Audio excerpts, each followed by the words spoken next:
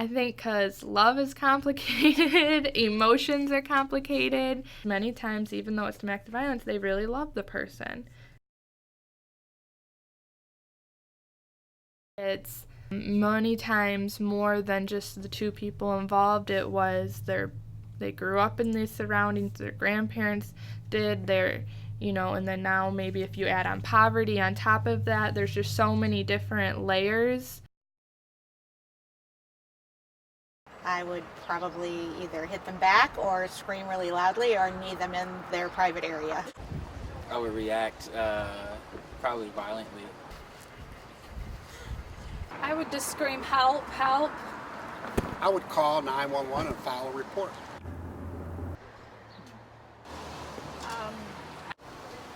I would just try to control, just stop her from hitting me. Depend on if I deserve to be hit or not. I think it's a lot more, it shouldn't be more complicated, but I think it is more complicated because you maybe some of the time want to make excuses for the people that you love. It shouldn't really be different, but I think a lot of the time it is.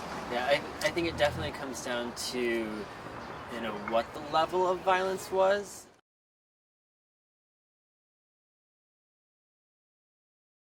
I don't think just because you get help means you survive and you live past it, because when you leave, you take all that power away from that person, from that perpetrator, and so then they have nothing else to lose. So if you leave them, they have nothing else to lose, it's very possible that they could kill you.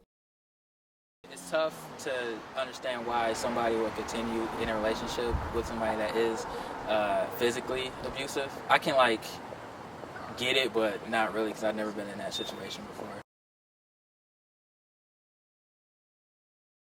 I hate good neighborhood, bad neighborhood stuff.